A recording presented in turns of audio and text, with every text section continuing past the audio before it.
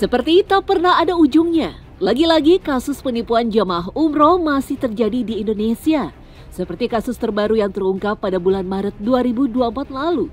Goldi Mix Salmina, sebuah biro perjalanan umroh yang ada di kota Kudus, Jawa Tengah, terpaksa diamankan petugas kepolisian karena pemiliknya kabur dan menggelapkan dana calon jamaahnya. Tak tanggung-tanggung, jumlah uang yang digelapkan mencapai 4,9 miliar rupiah milik 189 orang calon jamaah umroh yang sudah menyetor uangnya.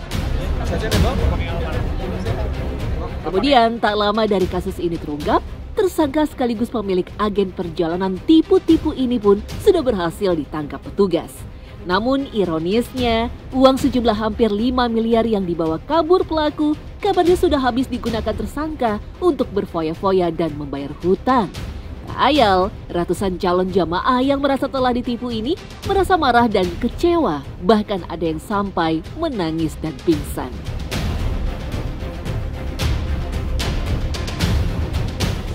Habis 210 juta. Itu sudah dibayar total? Sudah bayar total di bulan Agustus karena waktu itu biro ini mengadakan promo ulang tahun dan waktu itu juga harus dibayar lunas, hari itu detik itu juga harus lunas sebesar 210 juta kurang lebih sekian. Dijanjikan berangkatnya waktu itu setelah pembayaran tidak diberitahu berangkatnya kapan. Baru diberitahu setelah kita membayar lunas bahwa berangkatnya tanggal 18 Februari. Tapi ternyata tidak ada keberangkatan sampai sekarang. Kasus itu mengingatkan kita pada penggelapan uang besar-besaran oleh biro perjalanan bernama First Travel. Di medio 2017 silam, terkuak bahwa First Travel menggelapkan 905 miliar rupiah dari total 63.000 calon jamaah umroh. Salah satunya Fani yang harus rela kehilangan hingga ratusan juta rupiah lantaran ikut serta membawa jemaah lain. Melakukan pendaftaran seperti itu. Kemudian diberikan ada promo nih tahun ini. Kemudian dengan harga segini bisa membawa orang nanti dapat bukan bonus, dapat diskon. Bayar uang mukanya itu kalau nggak salah berapa ya? Hampir setengahnya ya. 50% ya. Kemudian setelah itu nanti 3 bulan kemudian berdasarkan promo nanti kita harus bayar lagi. Totally satu orangnya memang murah ya 15 juta. Terbuainya Fani akan janji manis First Travel memang karena melihat beberapa artis dan tokoh ternama yang menjadi brand ambassador dari biro yang satu ini. Selain itu juga sudah banyak testimoni dari para jamaahnya yang puas dengan pelayanan umroh dan wisata melalui biro perjalanan ini. Jadi pada waktu itu agen First Travel ini memang sudah terkenal ya, sehingga banyak rekan kerja saya yang menggunakan jasa dari First Travel tersebut. Hampir teman-teman saya ada yang 2 kali, 3 kali setiap tahun ke sana. Dengan selisih harga mencapai 5 juta rupiah per pax, Fani pun mendaftarkan dirinya beserta 7 anggota keluarga lainnya. Waktu itu disampaikannya ya karena kuotanya terus memberikan juga ada harga lain. Ternyata mereka memberikan segmen kayak ini kan harga termurah, kalau ibu mau berangkat cepat ada lagi ternyata di waktu itu 15 nambah 5 juta nambah lagi, nah seperti itu. Jadi yang tercepat dialah yang akan berangkat duluan.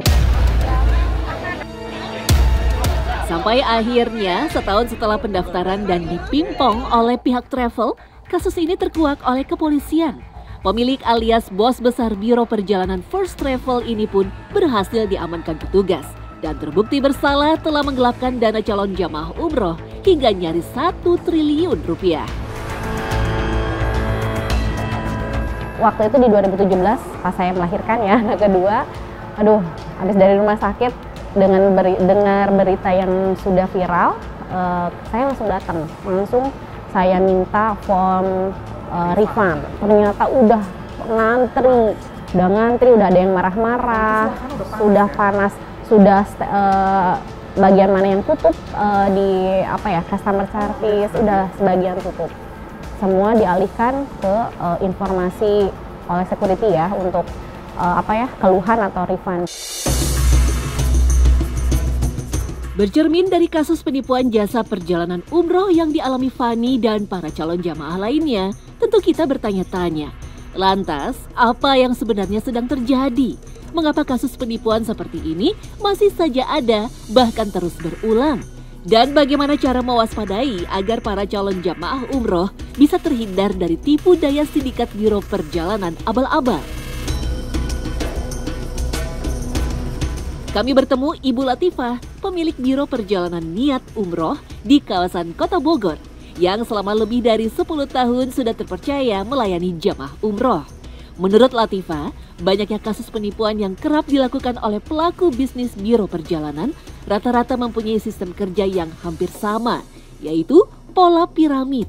Sistem ini hampir serupa dengan bisnis multi-level marketing, di mana para calon jamaah secara tidak langsung akan saling membiayai satu sama lainnya.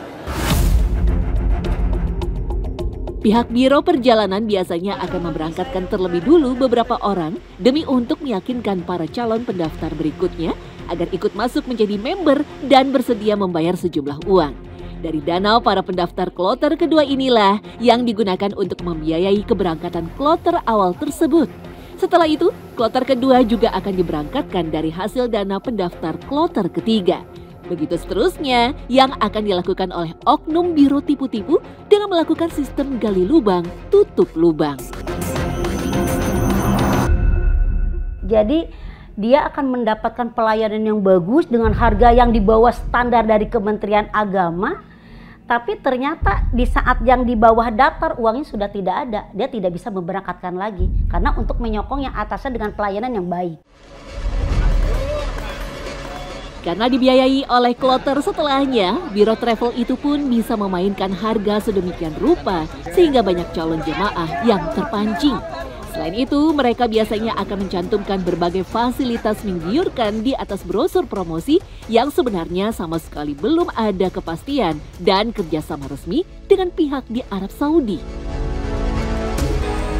Mungkin mereka di playernya sangat manis sekali ya. Terhitung misalnya gini, mereka akan menawarkan hotel bintang 5, bintangnya ada 5. Tapi orang awam tidak akan tahu itu hotel bintang 5-nya jaraknya berapa jauh. Dan ada pula Masya Allah yang saya sering di lapangan, yang memang travel nakal, dia hanya menjual bintang 5 sampai di sana cuma 1 malam. Besoknya 4 hari di Mekah itu bisa 3 kali ganti hotel.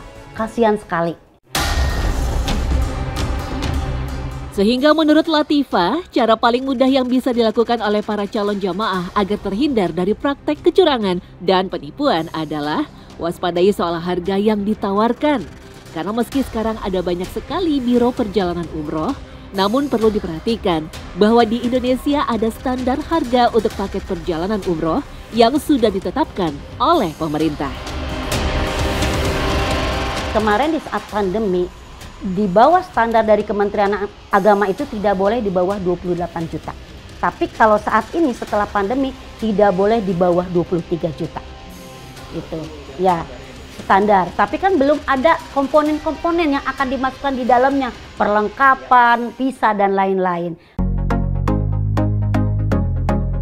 Selain dari sisi harga, masih ada beberapa hal lain yang sebaiknya juga harus diperiksa dulu dengan teliti sebelum mendaftar umroh melalui jasa biro perjalanan.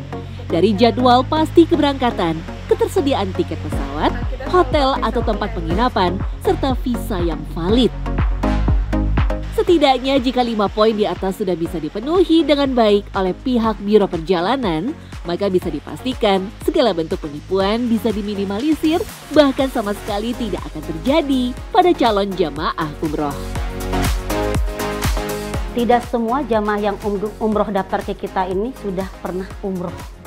Ada juga yang memang baru pertama kali, dia awam sekali. Intinya di saat mereka umroh itu kita sudah memberikan informasi di grup dan kita mendampingi beliau di saat melaksanakan ibadah umrohnya.